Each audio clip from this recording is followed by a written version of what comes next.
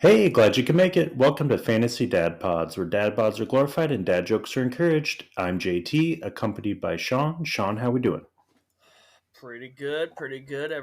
All the kids are healthy, checked off, or knock on wood, relatively healthy. Yeah, getting ready for some warm weather, and what that means, checking the yard. I think last week we talked about me getting some salmon fertilizer. It still has not shown Yeah. up yet, but I am looking forward to it. I've already checked out some sprinkler heads, making sure that everything pops up the way it should. I know I'm getting real early, it's still February, but got to get that green grass.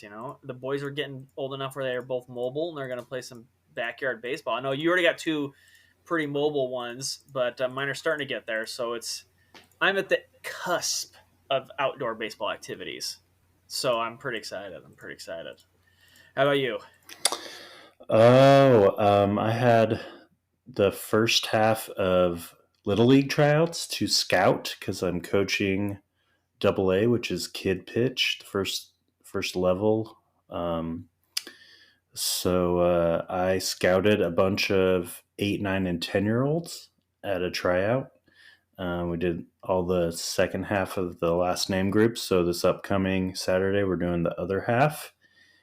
And I just hope the weather cooperates. It was okay on Saturday. It was kind of windy, kind of cold, but it It got was it cold was fast fine. Wednesday. Yeah.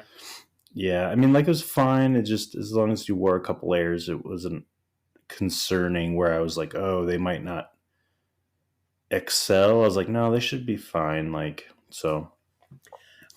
So what do they call the levels? Because they used to call it Major A and Major B when we were growing up.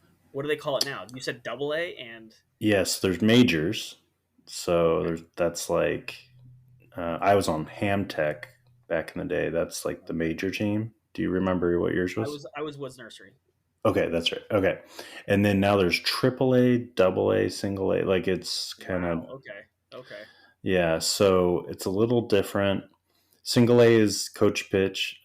Double A starts the kid pitch, but you can't walk a batter still. So whatever the count is, if you get to the fourth ball, then the coach for the offensive team steps in and finishes the at bat. But they still Wait, keep wait, wait. track of their pitch count. Finishes the at bat. My gut went For, to he bats. the coach, the no. coach takes the bat up. So if Nice. like we're up on offense, I'll have to be ready to go out there You're- and fill in for the opposing pitcher, which is kind of like counterintuitive, but it Are makes sense. you I'm trying to underhand pitch. tossing at that point? What you're pitching? I literally have to stand at the rubber, and I'm kind of worried about it because your boy's 6'4", got like an 8-foot arm Yeah, slot. you're just Like literally handing the ball to the catcher at that point, right? You're gonna be like, I was just here you go. right-handed Randy Johnson comparatively. Gosh. So So man, so you're instructed, I assume, just to lob these in, right? You're not like well, throwing them. you kind of try to dart it because coach pitched last year. I just got on a knee, kind of got a good Well, distance, and and that's just that's why I ask. If you're from the rubber, you got to get a little on it to get it into the strike zone. You know what I mean? Like, because you're like, I got to get it kind of in the box. If I kind of lob this, it's yeah, going to be really high, and it's gonna be over these kids' heads. So I was like, that's what when you told me that, you're like, yeah, yeah, you're tall, you have a reach. You're gonna have to give some pepper to this to get it in like a reasonable strike zone. So yeah, you're Randy Johnson coming at these kids. Watch out, yeah, birds. Like, geez. yeah. So it'll be good. We got the second half of the tryouts this Saturday, and then on Tuesday next week. So a week from tonight, we draft. And it is a snake draft. It is so much similar. Like all these years of fantasy baseball Paying off. have prepared me because I asked so many questions at this draft meeting last week, I bet they hated it because you're and trying they're to trade like, picks. You're trying to trade people. I guess, what are you keeping notes on? Like, I would have the biggest trouble remembering names. Like, that's like, there you go. They print it out for you, or did you I'm showing you the sheet, but of course we're they just print it? audio podcast only. They printed the names, they printed the level they played in 22 and in 23, and then they they got 3 ground balls at shortstop, throw to first each time. Yeah. And then the whole group did that, and then they moved to the outfield. Then they got 2 pop flies, and they threw it into second. And then they all got in the dugout, and then they all got 5 swings off a pitching machine. And on the 5th swing, no matter what, they ran all the way around to third, Okay. and then went into the other dugout to get out of the way. Right. So it's fairly efficient.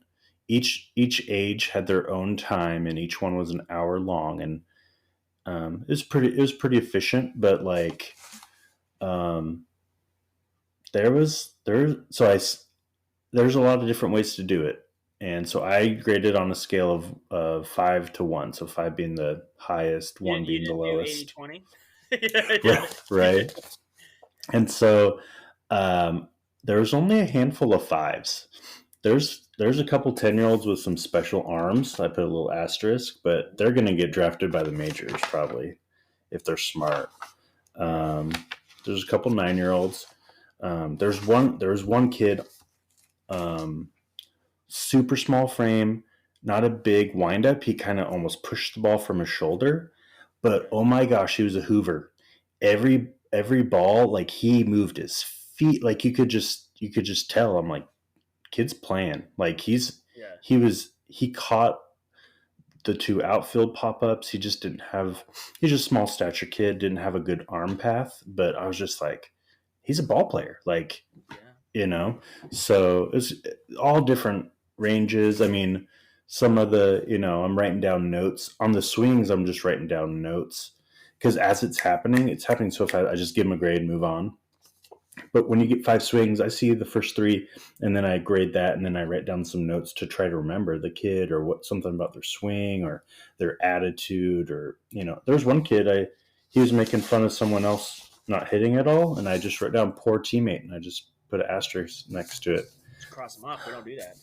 Like I know that can be, they're this kid was 10 years old, but I mean, at the same time, if that's what I hear, and that's what and I was weird. I was like standing, well, not weird, but I thought it was the right thing to do. I was standing next to the kids. I was trying to get to know them, overhear them, interact with them every once in a while, ask some questions, and all the other coaches that were in the other dugout or in center field, or they were just so far away. I was just like, why am I the odd one out when I'm like 25 feet away from him? But is it coaches or assistant coaches? Because I really want to help you draft next year, JT.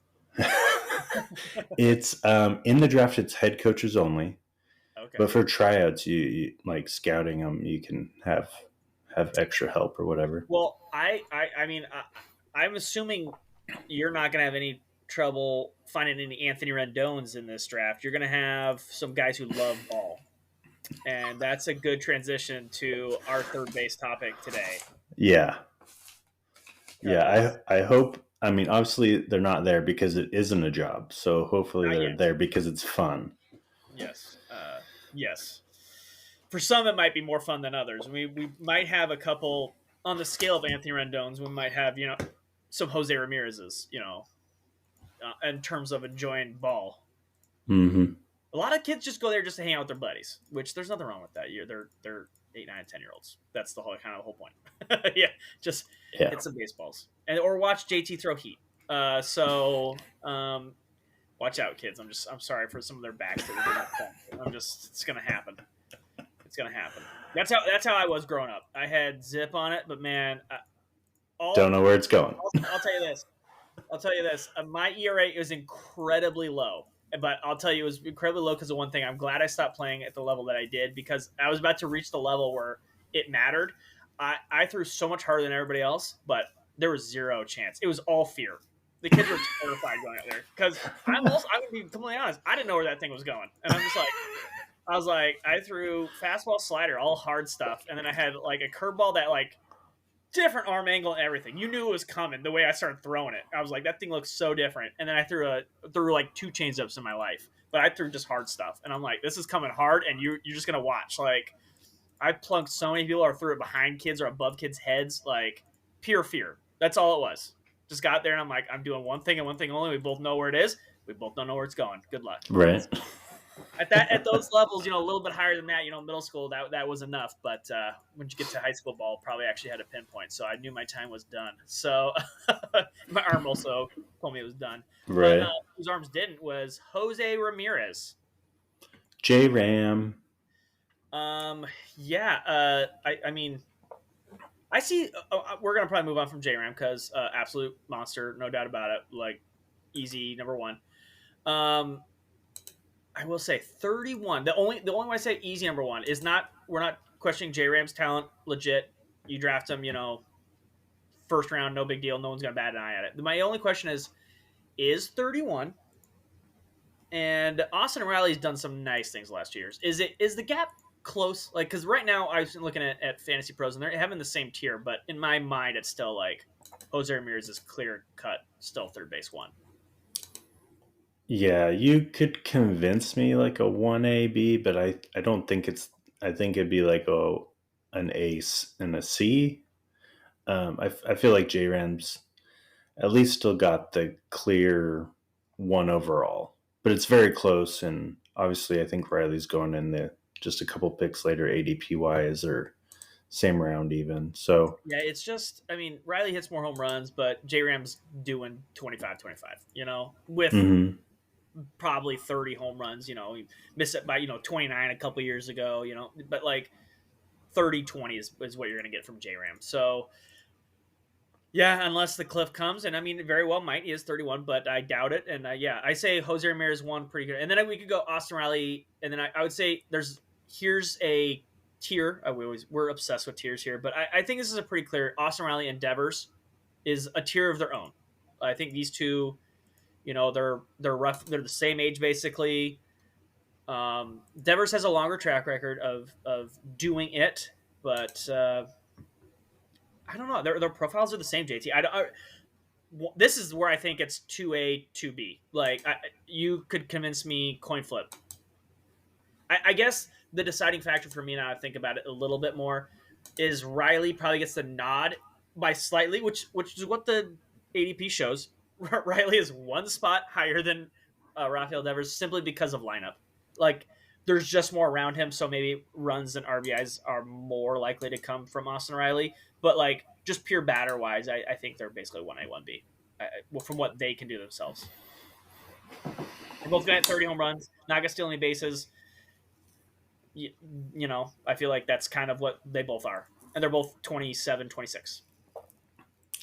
Yeah, I could get with that. I think ultimately it's I think Devers' ceiling is a little bit shorter than Riley's ceiling, and then yeah, Riley's lineup probably more counting stats, runs, ribbies. But as terms of they walk pretty the same. Devers doesn't strike out quite as much. Not like he's not striking out, though. You know what I mean? It's Yeah, like, so I mean, it's striking out a like little bit more, but, yeah, like, yeah. Yeah, it just, I think the nod has to go to Riley just simply because, like, let's put it this way. You flip teams. Would you flip where you draft them? Like, Devers goes to Atlanta and Austin Riley goes to Boston. I probably just flip the player. I probably just go, okay, Devers is first now and Riley's. Same spots, just flip them. right. Yeah, I could see You, that. you hit Riley with that portion left. I mean, just come on. Like, I mean, he doesn't hit cheapies anyways, but you give him a couple more in Boston. Not even home runs, just like doubles. Like you getting the ball in the air to left field in Boston, it's a double. Maybe Right. maybe a long single, but you know what I mean. But yeah, so I don't know. I flip it. I just say like you don't go wrong with either of these two. Late first, early second round, no big deal. Like don't bat an eye if someone takes Devers first over Riley. I would personally, I think we both agree, Riley is probably it. But yeah, you're flipping a coin. Not a big. And then this position gets really interesting. So I'm just gonna let you go, JT. What do you do after that? There's a lot of young guys. There's some proven guys. A little mixed bag. Like some guys who played a little bit. Some guys who have not played. Like what do you do? Like what's happening? Oh man. I'm looking eligibility because Does Ellie still have third base in most? Yeah, he does. Okay. Oh wait, Not ESPN. Oh no, he does. He I does. say it's doing Fantasy Pros doing that weird thing where I can't see. Yes. Okay. Ellie. Um. Well, yeah, because the question is, is Gunnar Henderson for real? Do you believe in Ellie De La Cruz in terms of like a long season? You feel like the stolen bases are there, but you not really sure what else.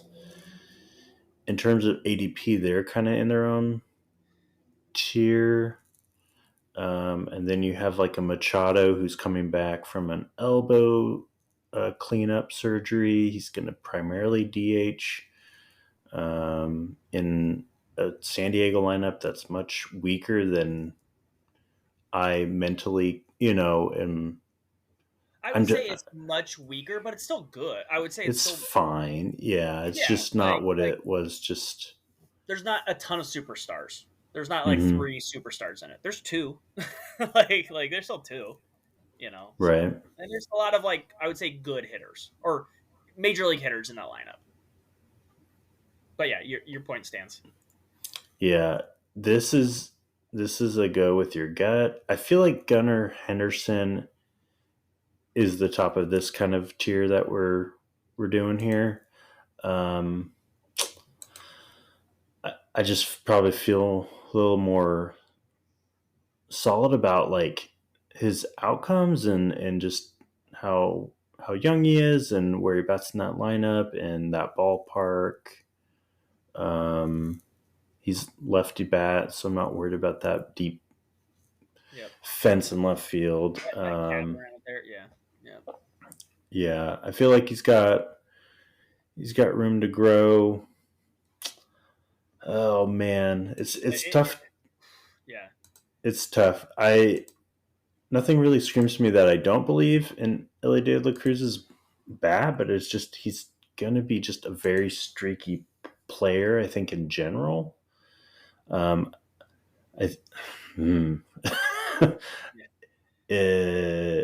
I don't know. It's tough. It's a really interesting profile, and it's a really like extreme kind of Yep. Hmm. profile. But you can't deny the stolen bases are going to be there. I just don't.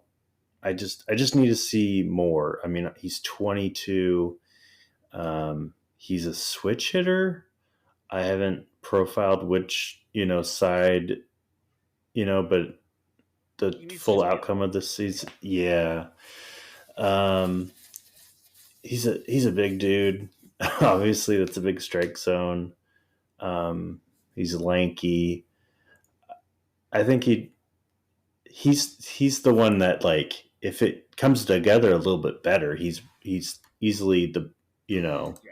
could Just have the pure. highest ceiling out of this tier. Yeah. Yeah, pure athlete. Like freak. Yeah. Man, this in a way like feels like a QB discussion. Or do you go with like the super athletic QB Yeah. that can Like run a it's lot, or do you what was go it with like last year? this Anthony Richardson versus um oh, now I can't remember the quarterback. Like Bryce Young or Bryce CJ Young, Stroud CJ or the super Stroud? athlete Anthony Richardson. Yeah, like Yeah, who do you who's going to be do? Yeah, CJ Stroud? yeah. Find the CJ So, Stroud. Yeah. right. I guess like what I love about this tier is you got Gunnar Henderson, Ellie De La Cruz, 22-year-olds. Who knows? And then you've got Manny Machado, 31-year-old. You act like 31's a dinosaur. He's 31. And then followed by in the same tier is Royce Lewis, who's 24, but he's played less than Gunnar and De La Cruz just due to injuries. And I feel like you got a little bit of everything. I agree. I think the, it's a certain thing too where like orgs do things well. Like we're both Mariner fans. At a certain point, I don't doubt when the Mariners make moves for the bullpen because I'm like, look, they just keep pumping out arms. They keep finding Mm-hmm. certain guys they know, and it just works. And until it doesn't, I have to just keep giving them the benefit of the doubt. I don't know who the next guy is, but it just keeps working every single year. We've had it for 4 years. At a certain point, when the Orioles don't make a prospect a bat work, then I have to start doubting it. But I have no reason to doubt that Gunnar Henderson's not going to work. And obviously, it worked last year, so I don't anticipate him getting worse. And he's 22, so I'm like, well, the Orioles make bats, and they've clearly made another one, and he was great. So here we go. Like, I have no qualms about because I'm usually on this podcast saying like, oh, he's young. I don't know what he's going to be. That does not apply for Gunnar Henderson for me. I'm just like he's an Oriole guy. He was my number 2 pick in our draft. And now, granted, I was drafting 60th or wait 30th, which is about where he goes. So it's not like I Mm-hmm. reached for him, but like still like that's where the range I got. And then I love De La Cruz. I have him in both, or I had him in both leagues last year. But he is the ultimate. I have Gunnar Henderson because I feel it's safer. How I described someone at De La Cruz is one of our buddies. She sent me a post and she was like, "Man, like this kid's going crazy." And I was like, "Well, actually, his numbers aren't as crazy. The issue is like he goes 1 for 4, but that one, oh my gosh, you gotta watch it. Like who knows what it's gonna be? Inside the park home run, fastest first to third, or like triple, like it's gonna be nuts. It's just what is that one gonna be? Is it gonna be a single because then his value plummets, or is it gonna be some crazy extra base hit or a home run or a single and 2 steals? Like I feel like that's just who De La Cruz is. It's just like what that one time a game, that 250 average, that one time a game, what's it gonna be? And then if you could get a walk here and there, like because if you could just walk a little bit and do that 1 for 4, crazy value. But like JT said, the streakiness is like just limit that and then just do your thing. Because man, when he makes contact or puts it into play, it is like Mm-hmm.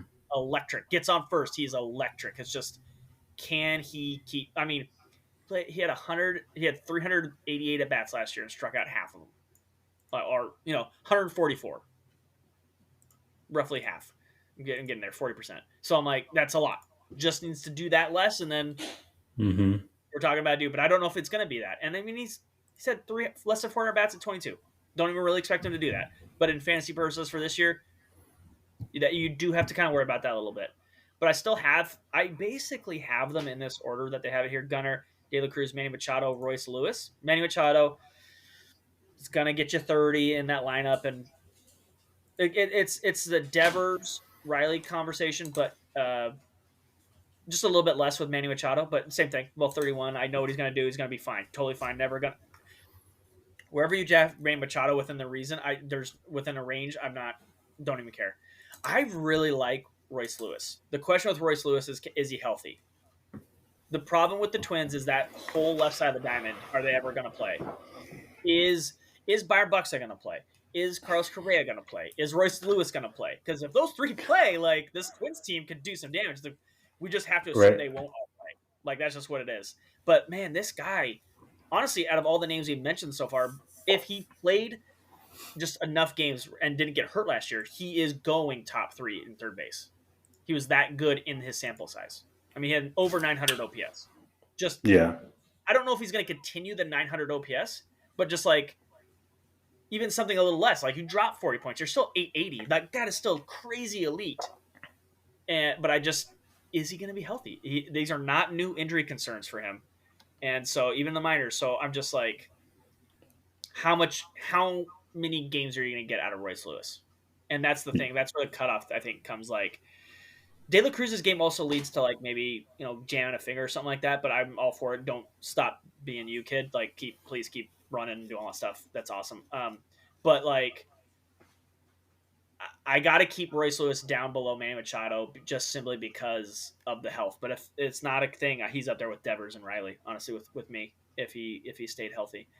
And then I think there's a pretty sizable gap after that. Do you think so, JT? Like just pure talent wise? Yeah. Royce Lewis is the dark horse. Yeah. It's if he's healthy, he's gonna make the biggest jump. I think that's a pretty easy one to assess for third base. Whereas previous podcasts, we could try to pick the dark horse who's going to make the biggest jump potential.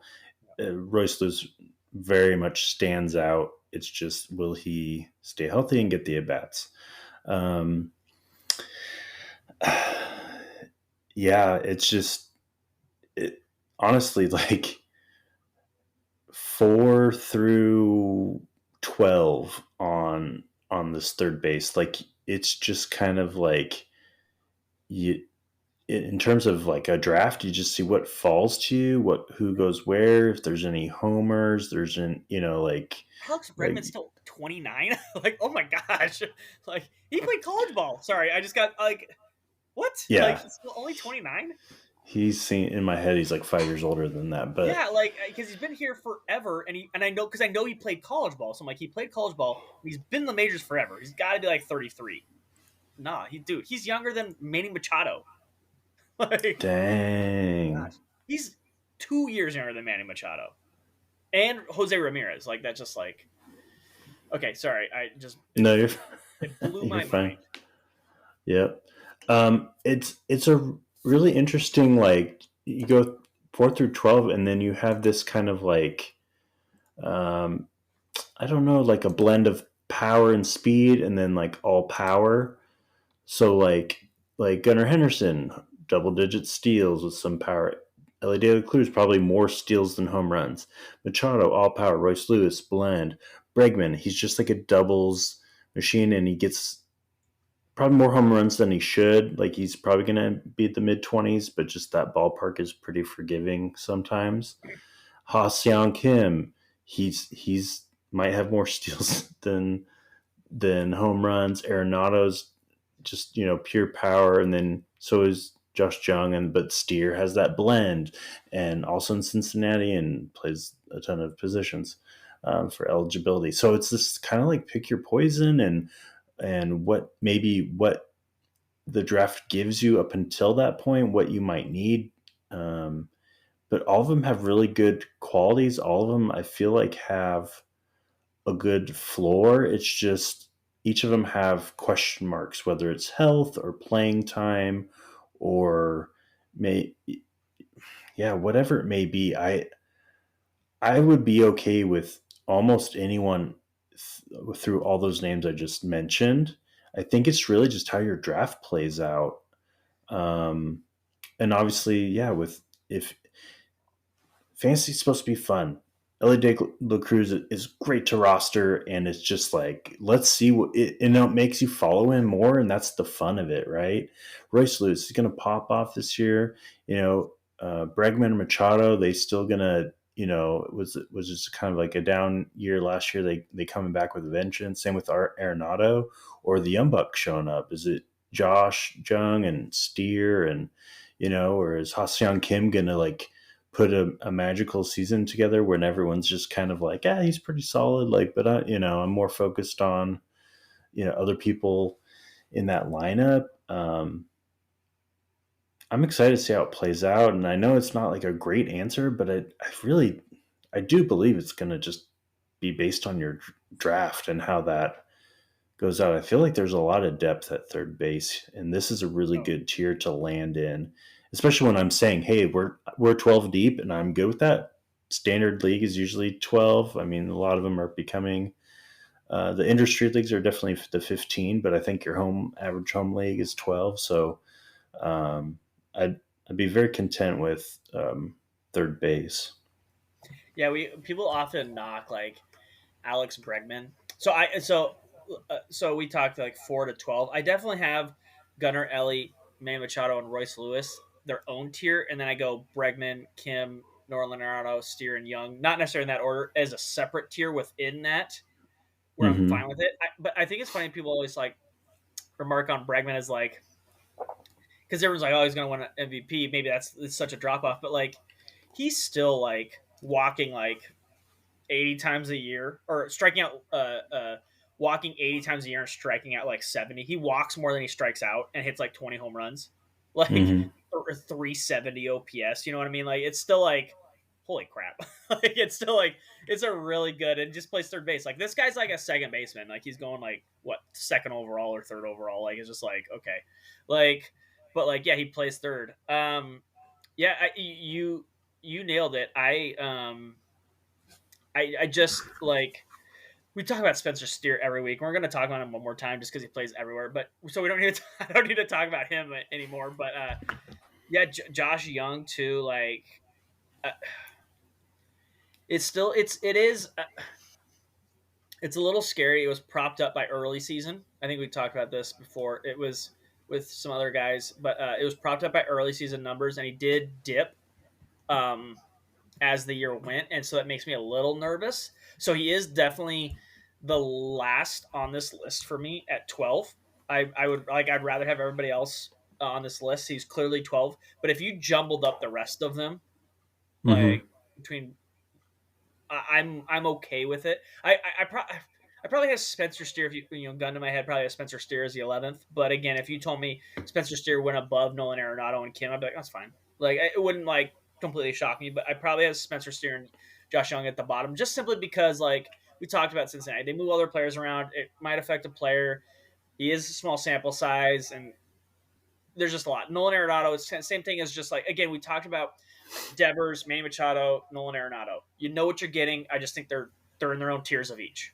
Like age wise, they're all 31, 32. Nolan Arenado's 32. You know what you're gonna get, and there's nothing wrong with any of it. You told me, hey, I got Nolan Arenado at pick 80, totally fine. Like you went up and got him at 72. Okay, fine. Like you believe in Nolan Arenado. Mm-hmm. I think he's going to play a little better than last year. So if he rose up a little bit, I think he's going to be maybe not closer to his like fighting for MVP numbers, but if he played Right. just like a little bit, I assume he's going to play better than this last year. I don't think there's like a 120 point OPS drop is real. I think it's somewhere in the middle, and I think he'll level out. It's like totally fine. So I'm safe with that. But yeah, Kim's going to steal all the bases. Got so much like position eligibility that like he might not be the best hitter of these. He's definitely going to hit at least home runs, but you steal 40 bases, it plays. Like it plays, and he's not killing you in anything. He's still a 350 on base. Did hit 17 home runs last year, which was surprising, and maybe not hit that, but he's going to steal at 15, 14, and steal 40 bags. Like that's I really like he plays. And I will say like yeah, I think this does a pretty good job. Fantasy Pros, Bregman, Kim, Nolan Arenado, Spencer Steer, and Young in that order. I think is probably how I would do it. But again, I don't really care. I want to get to the next guy, and I want to tell you this, JT. Nolan Arenado is younger than Max Muncy. Um, I figured that out while you were talking, and I'm like, what is going on with third base? I've realized while doing this podcast, I just have no idea how old people are. Like I constantly every week I'm like, that guy's only that old. As I've gotten older than the baseball players, I'm like the old man yelling at cloud. I don't know how old these people are. We had that discussion. I think last year we Yeah, would randomly text each other, be like, "Did you know that so and so is only 29?" You're like, "What the heck? Like, no way!"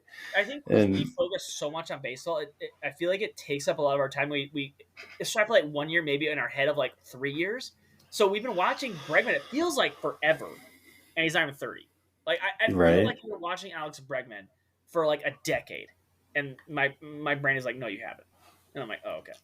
Like I or just feel like depending on the team, like how much they hold them back or when they debut, and yeah, then you almost start thinking, "Oh, that guy, I know his age, and they debuted the same year as that guy, so they're roughly probably nope, nope." Juan Soto's 24. It's like, like yeah. what? So, yeah, I agree with you. I just as I get older, I think I get worse at it. But I think Max Muncy is just I think he's undervalued here. There's quite a big drop. But if you told me he was better than Josh Young or Spencer Steer, I wouldn't be surprised at all this next year. The dude hit almost 40 bombs last year and Hmm. had an OPS over 800. Now, the batting average has struggled 2 years in a row. This is not going to be a great batting average league, and the OPS is not great. He is living off those home runs, kind of. But again, he did. I mean, 2 years ago, he had a 900 OPS with almost 40 home runs. These Right. last 2 years have come like I think what people got scared off was the 2022 was not a great year. 20 home runs, 700 OPS. Oh my gosh, the batting average has finally dipped for those batting average leagues. But last year it was still down, but he still hit 40. It went back. His power came back. I'm just like, you're telling me at like right now at like 160, I'm getting 40 home runs. Like at third base. If I missed and like someone's drafted two, someone's guys got Spencer Steer playing an outfield for them, they drafted Bregman or something like that, and my third baseman, the last third baseman, or even like there's one other team that doesn't have a third baseman, I get Max Muncy at 40 dingers. I am not sad about that because I have real questions after Max Muncy.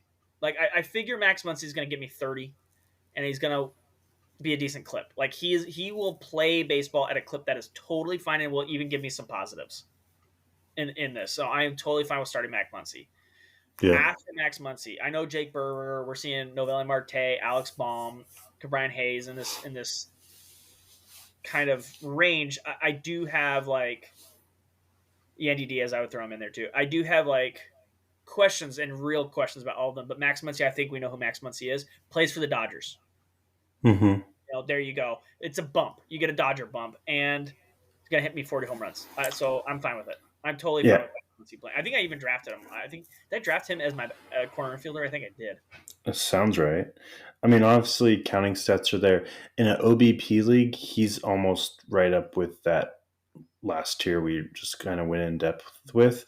In an average league, Yeah. that's the Average question mark Yeah, it's for sure a conversation. because You're averaging 200 the last 2 years. Yeah. yeah, and to me, I'm not really sure why Fantasy Pros has the rank this way because Yandy Diaz he should be right next to Max Muncy in ADP. Yeah, He's I saw higher, that and too. I then was like, why? overall he's Nolan Gorman's higher. also is messed up too. Is a little Yeah. different. Because to me, Yandy Diaz is like the gatekeeper of the tiers of in between this as well. So I'd put him right next to Max Muncy. But everything you said about Muncy, I agree with. And I think it just really probably comes down to what kind of league you have. If it was OBP, it's I for sure put him up there with Josh Young and Steer, and right at that end of that tier. If not, if it's an average, that's a tough question. Yeah. That's a Pete Alonso type question.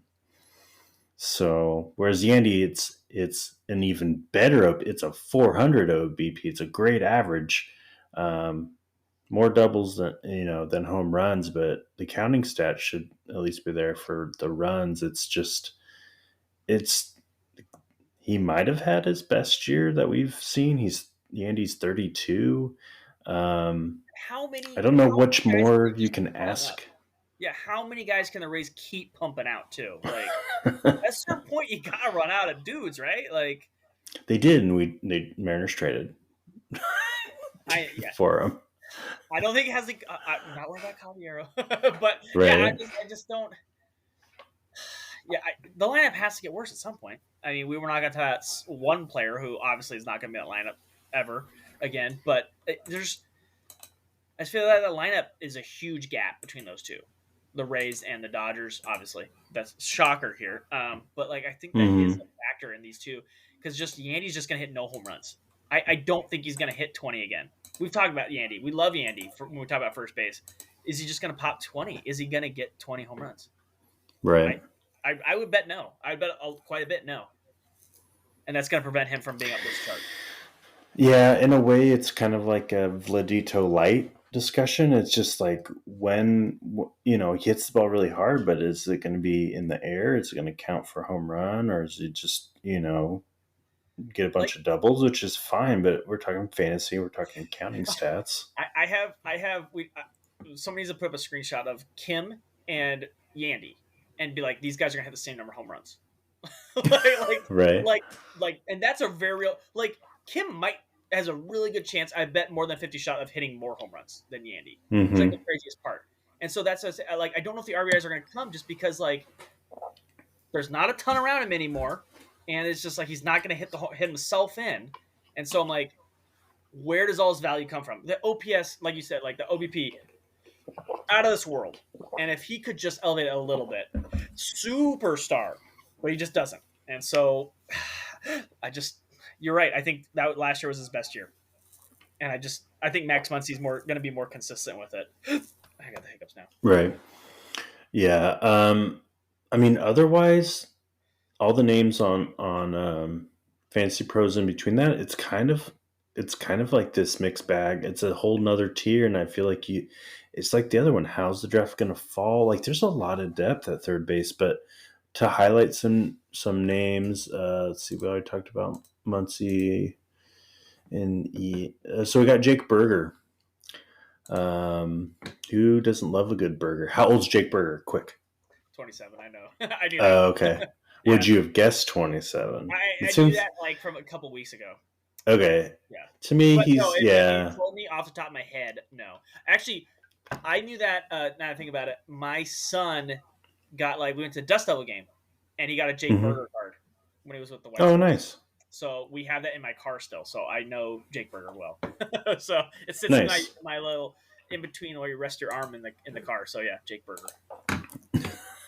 Yeah.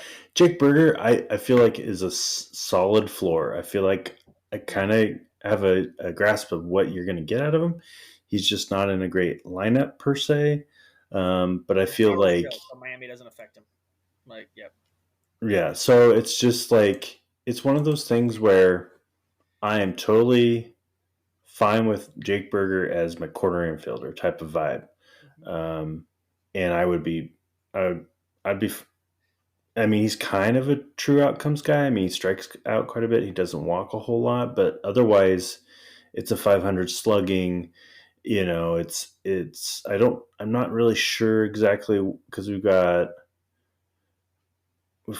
some contact issues.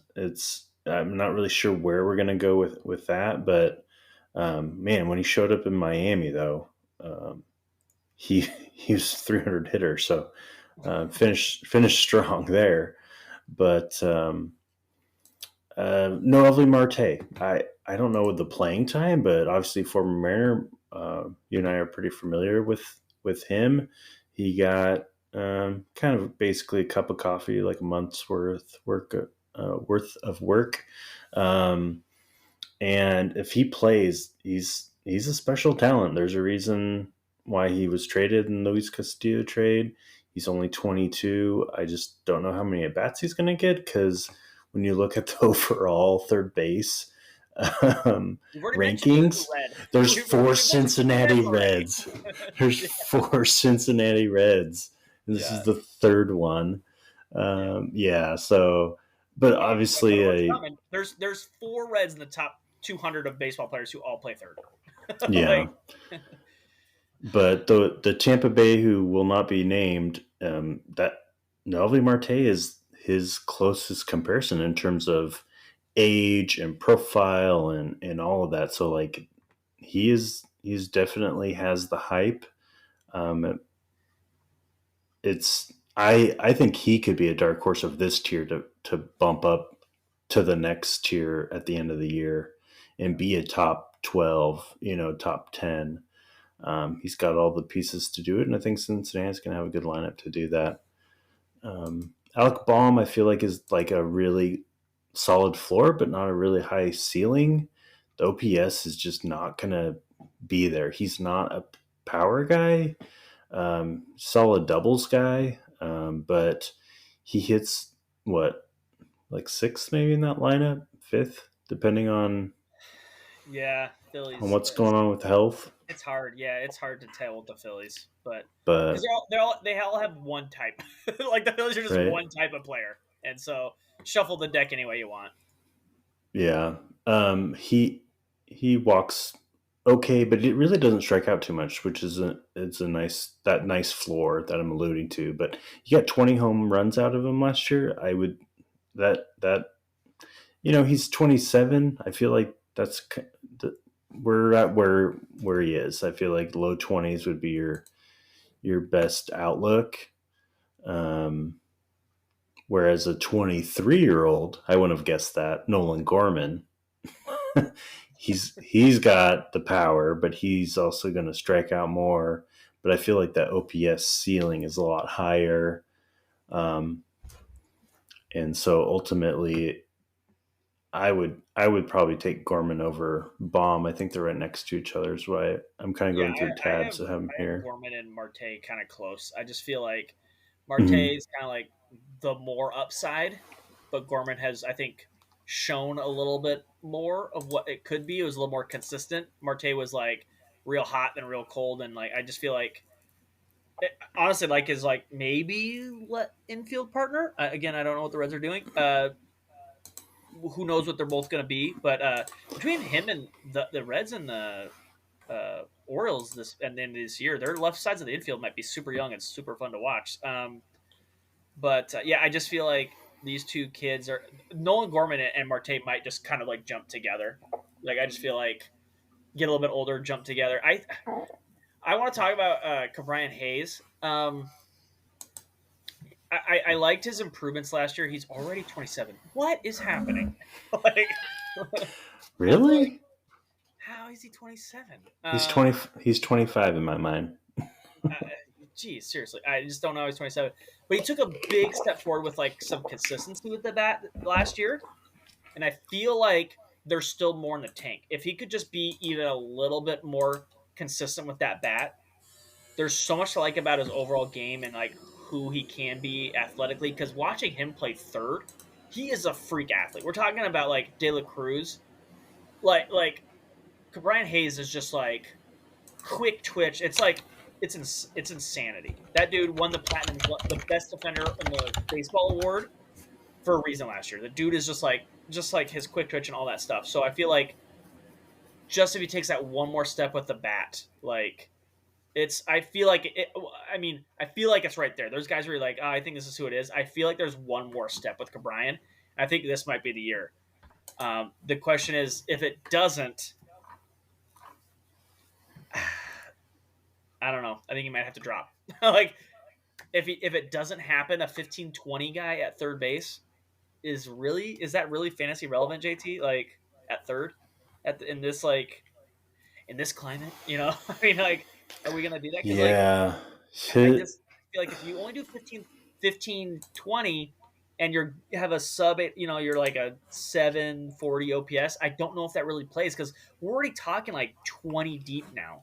We're already in the 20th Right. range, and you're doing 15, 20. Like I'm just like, okay, you might be like, I get an injury at third base or something like that. You might just be like, now you're a guy that doesn't float on, isn't on a roster, and you just kind of float when someone has a third baseman go out. So I think Brian, your kind of window of like, you're young enough, you can still figure it out. Like this might be the year you need to take that step this year, or else you're going to be the fringe like guy who's picked up a couple times. And I always reference him every year, Anthony Discofani. Like you're the guy who's like, hey, I need a couple guys to fill in. Pitchers obviously a little bit more, than batters, but like you're a guy who's going to fill in Mm-hmm. for a little bit, like just because I need a third baseman or some guy who can do that. And I just don't want you to be that. I want you to be good. I had high hopes for you a couple years ago, so I want to see that leap from Brian Hayes, and I think it's there. So I think there's a lot of potential. This bottom clump, I feel like you said like Jake Berger, Alex Baum, even Paredes. I feel like there's a lot of guys here who like I'm okay with, and there's also a lot of guys where like there's some boom like with some of these guys that could be, and there's also some maybe busts with some Brian Hayes. So it's really exciting here. I don't want to dip. I don't want to go fully into this one. Maybe dip one of my toes into somebody in here. Like Mm-hmm. you got some utility spots. You may even have a corner infielder spot. You need to be. You're probably going to be in this realm here because a lot of these guys, a lot of people are going to be playing a lot of third baseman, and so you're probably going to be drafting a guy if you have a corner infielder spot here. So I would make sure my corner infielder is filled with like a Burger or a Nolan Gorman or somebody like that. Like just you're gonna have to do it, and I want it to be Cabernet so bad, but Well, honestly, yeah, his Brian Hayes' second half gave you a lot of hope. yeah. Because if that didn't happen, I probably would have been Oh yeah, yeah, writing him off. yeah. You look at his splits; his second half was great. It was a 874 Last OPS. It was was the 10 COVID home year. runs. It was yeah. Yeah, And then you also look at his splits at home. As good as he was in the second half, he was better just at home overall in the season. A 901 OPS.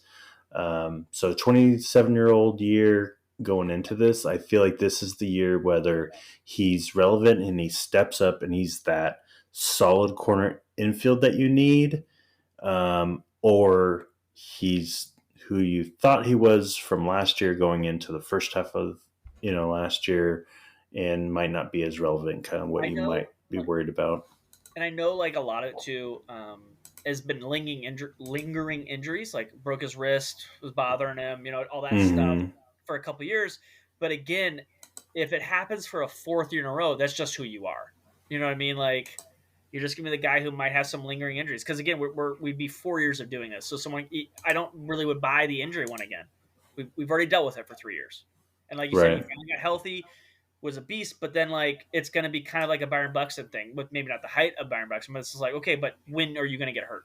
You know, like it's just that limits your ceiling quite a bit if you're just gonna get hurt. And then the worst part is that when we talk about at first base with Ty France, like if these injuries just linger all year, it really just saps the energy, and you should probably just go out and get it fixed rather than let it just like kind of ruin it. And I feel like a lot of players do that. And I feel like, and I get Brian Hayes. There's a lot of guys like this that are competitive and want to do it, but from strictly from a fantasy perspective, just we're looking at numbers. So we don't look at like how they're doing. We're just looking like, are you producing? It hurts the fantasy value because you're just like, look, you might want to play. You're playing great defense, but like on the offensive side, you're throwing up. We saw it like a 670 OPS. Like that's not playable at any position. Maybe back up a third catcher if you have one of those freaking leagues, but like or a backup catcher somehow. You have 15 teams and you have to have two catchers, and maybe the 30th catcher has a 670 OPS. But like, yeah, at a certain point, it's just you can't function that way. So regardless of outcome, this is who he's going to be. Like we long Yeah. story, this is who you are this year, and please do it, Brian Hayes, because I'll Yeah. probably invest in you a little bit still. So In a please do it. similar boat, I would put Isaac Paredes. He's 25. He started with Detroit. I had high hopes for him. He just never got the playing time. And then lo and behold, he gets to Tampa Bay and gets playing time. Like he couldn't get in Detroit. I feel like Anyway, I feel like the Rays and the Reds are the same, but for some reason, all the Rays players get playing time. Like I feel like right? they all have so many positions, but the Reds never. They're like, you look at them, they're like less than 400 bats, and you look at all the Rays players, and they all somehow got over 400 bats, and you're like, you have the same issue, but you get more at bats for your guys. I don't know how it works. Hmm. It's just that magical DH spot, which now isn't an issue, but used to be for AL or NL, I guess. But yeah, I want to see what Paredes does. I want to see another year, like prove yourself, because honestly, he could take a big jump. Because based on the year he had, um, good walk rate, solid, respectable K rate. We're talking about 31 home runs, 98 RBIs in only those 492 at bats, Yeah, 840 OPS with a 257 BABIP. So all of that, and it was like that was kind of like low on the BABIP scale. So we got maybe a little unlucky in terms of just overall. yeah, I don't know how that plays when you platoon that much, but as much as the Rays do, but like it's intriguing. It's something I would totally be willing to throw a bench spot at, and he's got first, second, and third. I'm not sure exactly which one's which because Fantasy Pros is freaking out when I try to yeah. differentiate on that. But that's what he's listed right now, and that's that's one I would want to roll the dice First and on third is what ESPN only has. primarily. Okay, Yeah, so Yahoo, he looked at second one time, so he yeah. gets He second passed base, it while he rounded a base. right? There you go. Um, Whereas another guy in this tier, I would write off. I'm not in on Heimer Candelario. Quick, how old is he? 100%. 28. Oh, He's 30. 30. He's Oh 30. man. Honestly, he's been in the league for a while. It's kind of forget about Honestly, that. what my mind was, I should have just gone with my gut again, but my gut's been so wrong. I would have guessed probably in the 30s, but I'm like, Hmm. I went quickly. I was like, I've always been high, go low, and so I probably would have been 30, 31 if really went with my gut. Right. I think we kind of saw a repeat of a career year from 2021.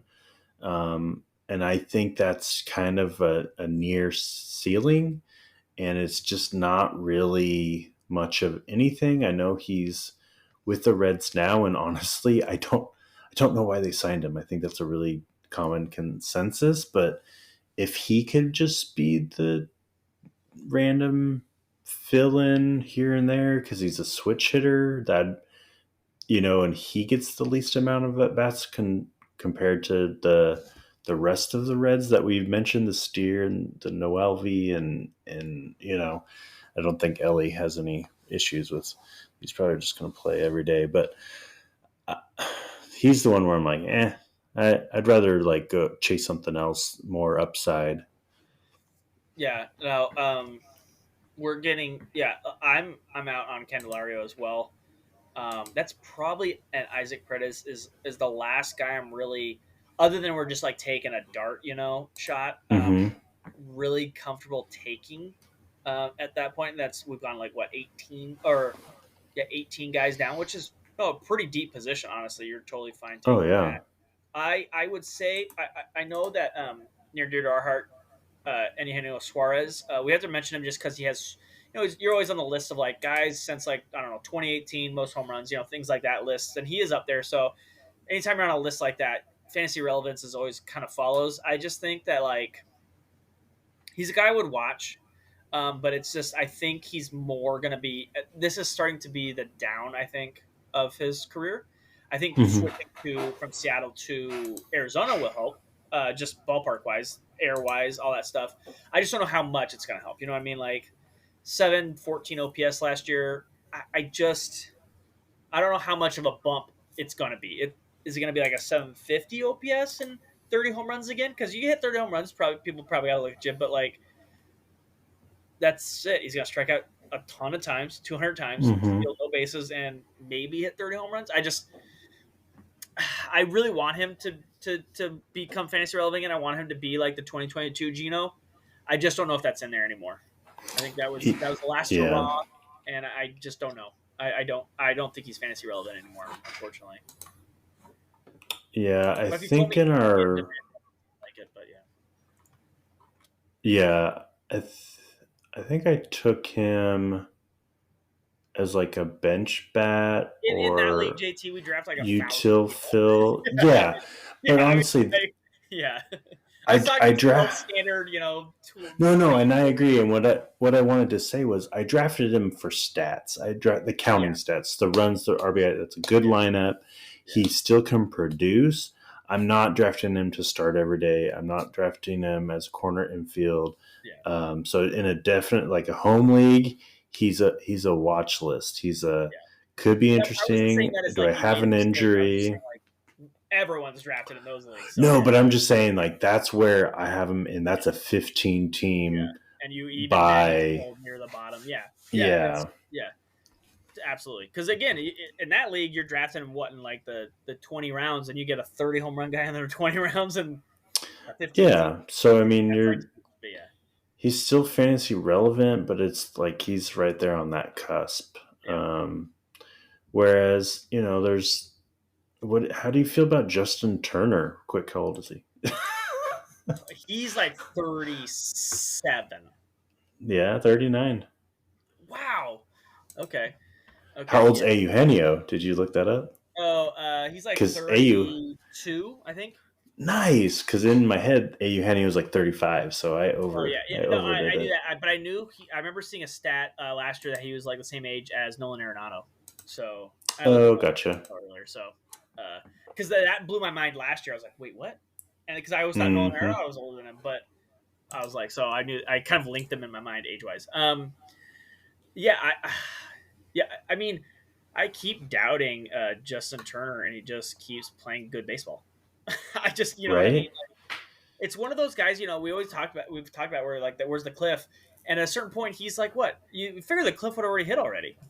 So if you tell me you're drafting Justin Turner, yeah, I don't have a problem with it. Obviously probably don't, not top 10 rounds or something like that, but let's say we have what 26 rounds in our home league, JT.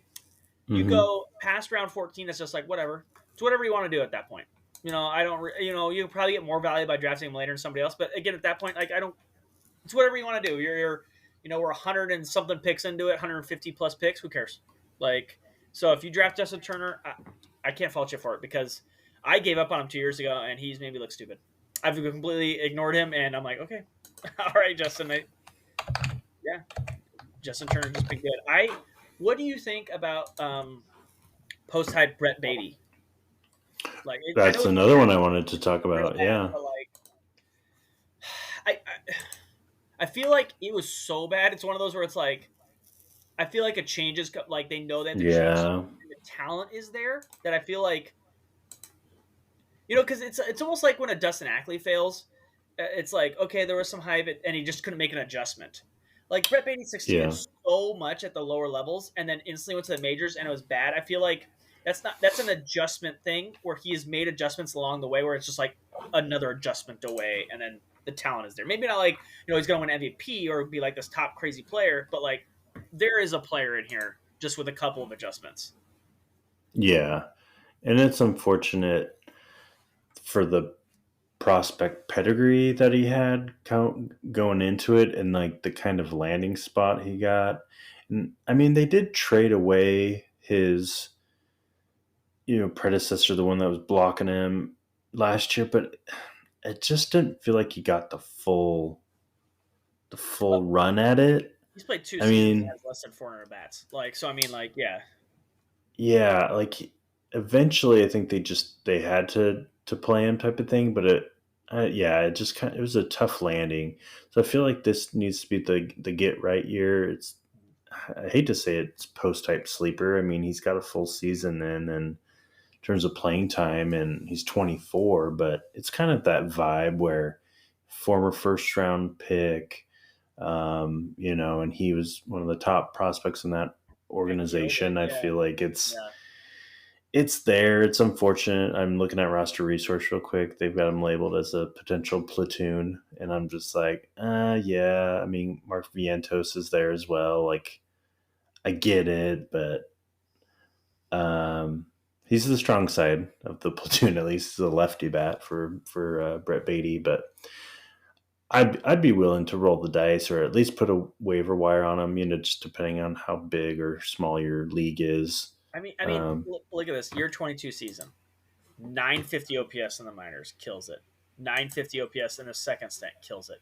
Majors, couple of bats, couple of bats, sub 600. Goes to AAA, over 1,000 majors, sub 600. I'm like, it's like it's right there. You know what I mean? Like it hmm clearly hit. And there's like a lot of like quad A guys who are like, oh, you can like do it, but you can't quite do it at the major league level. I feel like it's such a steep boom that it's just like a little bit's probably luck. Again, we're talking like 300, hmm 300 some at bats, in the majors. I think some of it's luck. Like JT said, got kind of a raw deal, snuck in at the end of the like season where he's 22, had 40 rough at bats. Like it's thrown off this average. Then like up and down majors, playing time, all that stuff. I'm like, it's just I feel like don't write him off completely. I would watch list him because I feel like if he pops early, I would be completely shocked. Be like, okay, like Yeah. that's the player he was supposed to be. Like Yep. there it is. Like yeah, I mean he was in AAA last year and he's over 4 years younger than the average guy, or he's always been younger than everybody. So I'm like, and he's killing it. He's killing it in these last two seasons. So I think there's more hype there. I'm putting him a little. What is it in Yahoo? You got the little star there. Put that little star on him during the draft. Yeah. Yeah, I agree. Other than that, there's maybe just like two other names that I would like entertain, maybe three, Yeah, give it to me. as I scroll past, this 30th rank or 31st ranked Brett Beatty, but DJ LeMahieu, if he can stay healthy, he's batting at the top of that Yankee lineup. That is noteworthy. Yeah. Um, I hate to say it, but it's Anthony Rendon. I But mean, it makes sense. The dude could win MVP talent wise. Just can he just right, not break his hand? can Like he stay healthy, and does he care enough? After all these interviews, he's digging himself bigger hole. yeah, But and then I think the other one is JD Davis. I think in San Francisco. And again, I've always had a kind of soft spot for JD Davis when he was a Met, not getting enough playing time. So I feel like San Francisco, he's definitely got the lion's share of the at bats there at third base, and so I feel like I don't know why he's so far down. I feel like he's got a pretty much everyday role, and like I feel like the counting stats are there. I feel like the talent's there. he had a full shot at it last year and he produced. And so it's just like, and he backslid at third base in the rankings seems kind of odd. Yeah, no, those are to a T. The three I would agree with, like to a T. I don't even have. Yeah, that's it. I was trying to say like John Bernetti. I was like, no, like no, kind of out on him. Like now, there's no one else I'd even like. You always keep a look on anybody, you know what I mean? But like, no, I'm not anybody. I'm just like, gotta absolutely do that. Gotta absolutely do that.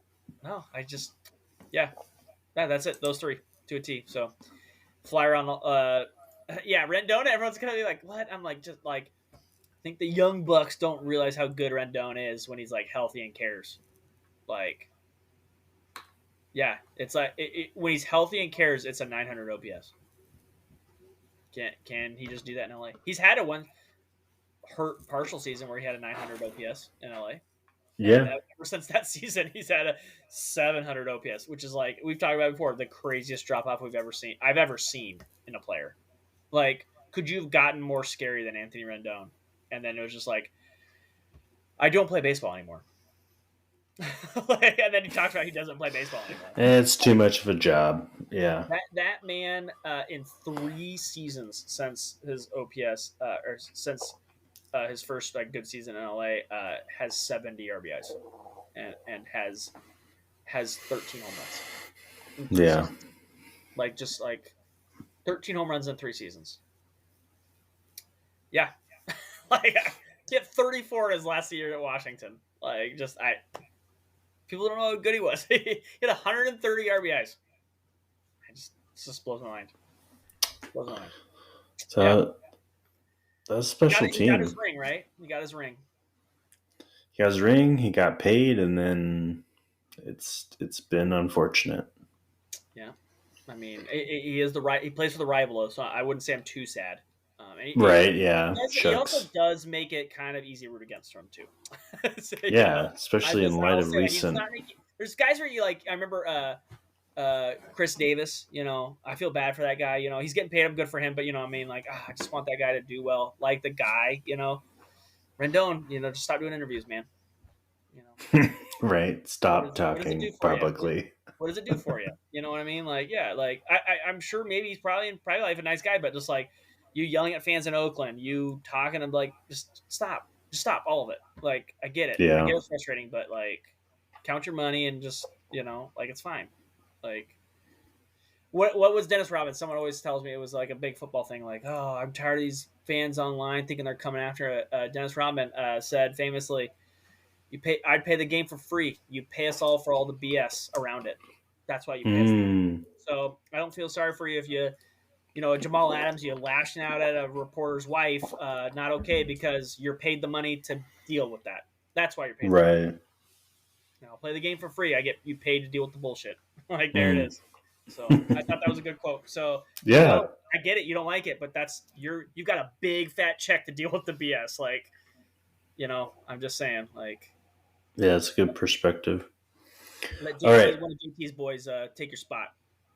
He's got a Say couple again? stars. He's got a couple asterisks on it there, Oh, right. A couple of 10-year-olds who's got a cannon, I'm just saying, third base. Yeah. I don't want to ask for your first round pick, JT, right now, but yeah, Yeah. You'll keep before we wrap it up, I will ask you who jumps the most in these rankings, because we said Royce Lewis is the dark horse, but is he going to jump the most out of any of these names? I gave Nolan Gorman as another list, so I will say Marte, but it's those two. It's Marte and Gorman. But since I said Gorman for second base, I say Marte for third. Yeah. Mm-hmm. I would assume you probably say Marte too. Yeah, I think you already said it once. Like, so. Yeah. I think it's Marte. Those three names. Yeah. Yeah. So, yeah, just to recap, third base is super deep. So, don't stress. Just keep a pulse on it as your draft goes along, and honestly, draft the guys that you got a good gut feeling about, or the ones that you want to track more closely during the season. Make it fun, make it entertaining for you. There's like 4, maybe 5 tiers of this entire thing. There's like 4 tiers at third base, and one of the tiers is Jose Ramirez. So like when I say there's like 4 tiers, there's like 3 other tiers, like 4 other tiers, and you're like, okay, like so it's just like, yeah, don't, like JT said, don't like freak out. Like there's a lot of guys and a lot of tiers. These tiers are huge. Yeah, and there's at least enough to everyone in a 12-team league have two awesome third Yeah, 2 basemen. comfortable third basemen. Pretty much. I mean, maybe the last couple For the teams you're like, most okay, part, yeah. yeah, you're like, but again, you're rostering Gino. You know what I mean? Like that's the second last Hmm. team. You're rostering Gino, which is totally. And one of the other guys has to draft Matt Chapman, who doesn't play for a team yet. But if those are your last 2 teams, you know, like yeah, those are still good players when they play baseball. So Boris, but yeah. All right, I got a dad joke for us All right. as we head out. So my daughter was doing some history homework and asked me what I knew about Galileo. I was like, Galileo? She's like, yeah, Galileo. I said, yeah, I heard he was a poor boy from a poor family, but that's all about I remember. That's a clean joke for those young bucks out there that don't know. Bohemian Rhapsody, Google it. Um, we're in the circle of trust. I can make a confession, right? Okay, So yeah. I'm pretty sure the first time like I full listen to that song in its entirety and like really understood it was in your presence at a bar, and Yeah. I think it was Jordan's birthday, Me, yeah, me and Jordan 21st. Stewart sang karaoke. The best part about that too is the music cut out, and me and Jordan still sang it because we knew the Just cadence and yeah. pattern. Yeah, Yeah, yeah. that's what impressed me. I So was like, wow, they really like this song, yeah, and I've that's a good never song. really It's listened 7 to it. minutes. It's 7 minutes. So like halfway through, it cut out. We sang a cappella Bohemian Rhapsody for about 3 minutes. So yeah, me and Jordan Stewart, and then Jordan Stewart's mic went out, so he had to lean into my mic. So yeah, it was. There's pictures. Yeah, we have pictures. Um, I'll say fantasy dad bod of the week. I'm gonna give it to Ooh, Gino. yeah. Gino, Gino Hey, Suarez. Like love some Gino. So there we go. Because I would have said Jake Berger, but we've already given. I know for a fact we've given it to Jake Berger before. But so absolutely. I'll give it to Suarez. He earned it. Awesome. Sounds good. All right. Well, thank you all for joining us. We appreciate you listening. Take care, be well, and until next time, see ya. Yeah.